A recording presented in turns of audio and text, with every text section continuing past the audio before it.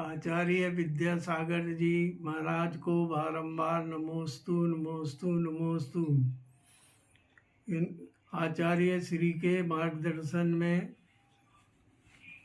सुरेंद्र नाथ गुप्ता जी द्वारा रचित सोने की चिड़िया और लुटेरे अंग्रेज के बारे में हमने अध्ययन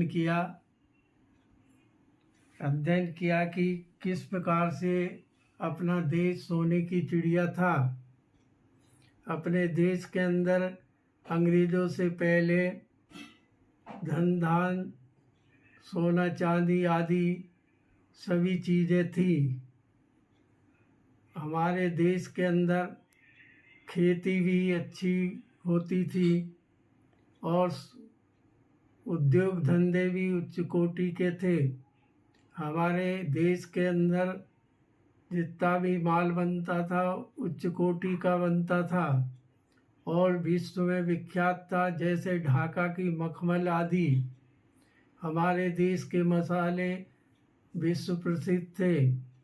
हमारे देश का उद्योग सूती वस्त्र उद्योग भी फेमस था, पूरे विश्व में निर्यात किया जाता था और लोहा इस्पात भी हमारे देश का उच्च कोटि का था।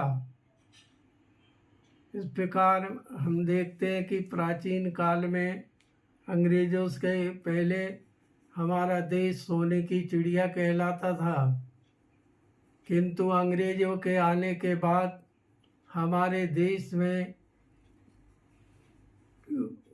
को बहुत अंग्रेज़ों ने लूटा और हमारे उद्योग धंधों में जो काम करने वाले लोग थे उनको भी हतोत्साहित किया, उनको भी मजदूरी कम दी जाती थी।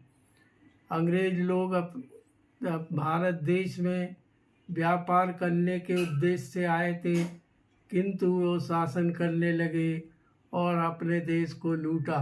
हमारे देश से क्या मसाले वगैरह, गरम मसाले और अन्य चीज़ें, कच्चा माल लेकर अपने देश सस्ते दामों पर ले जाते थे और उसको ही तैयार करके भारत देश में महंगे दामों पर माल बेचते थे। इससे हमारे देश के उद्योग धंधे धीरे धीरे नष्ट होने लगे। हमारे देश के जो मजदूर वगैरह थे उनको भी मजदूरी कम दी जाने लगी और उनकी दयनीय दशा हो गई। जैसे जैसे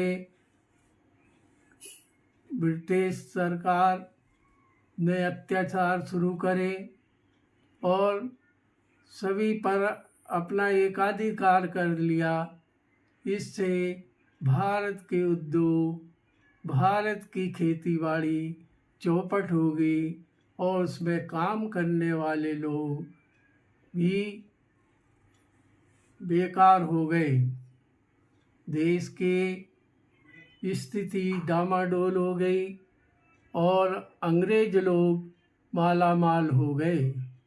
पहले जो हमारे देश में सूती वस्त्र उद्योग, जूट उद्योग और मखमल वगैरह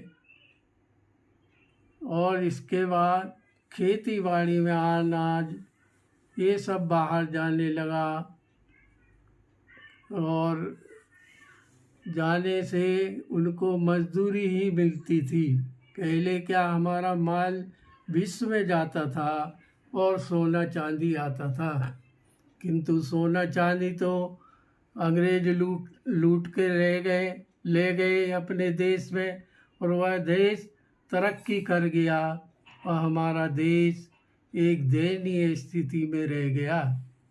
इसका दुष्परिणाम बहुत ही खराब हुआ।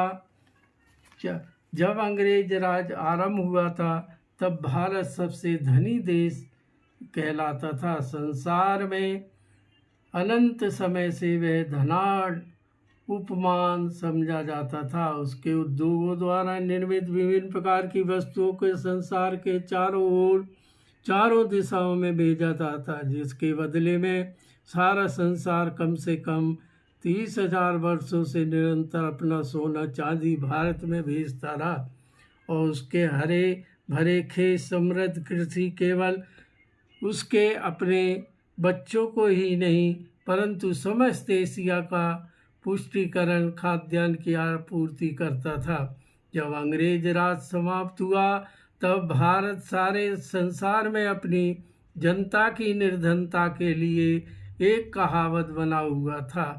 लगभग सभी तैयार वस्तुएं भारत में विदेशों से आती थी, जिसके बदले में भारत को अपना सोना चांदी एवं अपने लहू और हड्डियों से सिंचित कच्चे माल को विदेश भेजना पड़ता था। हमारे देश के मजदूर सब बेकार हो गए, उनको लाखों लोग इस तरह भूख से परेशान होकर मर गए। किंतु अंग्रेज़ों ने हमारे देश के लोगों की ओर ध्यान नहीं दिया। सब उद्योग धंधे नष्ट हो गए, चाहे सूती वस्त्र उद्योग हो, चाहे कोई सा भी उद्योग है। इस प्रकार अंग्रेज़ों ने लूट खसोटी करी है और हमारे देश को कंगाल की स्थिति में कर दिया है। इससे हमारा देश दुनिया में एक गरीब देश कहलाने लगा है। इस प्रकार हम देखते हैं जब से अंग्रेज हमारे देश में आए, उन्होंने लूटा है, उन्होंने अत्याचार किए हैं। इसलिए हम कहते हैं कि अंग्रेज लोग लुटेरे कहलाए।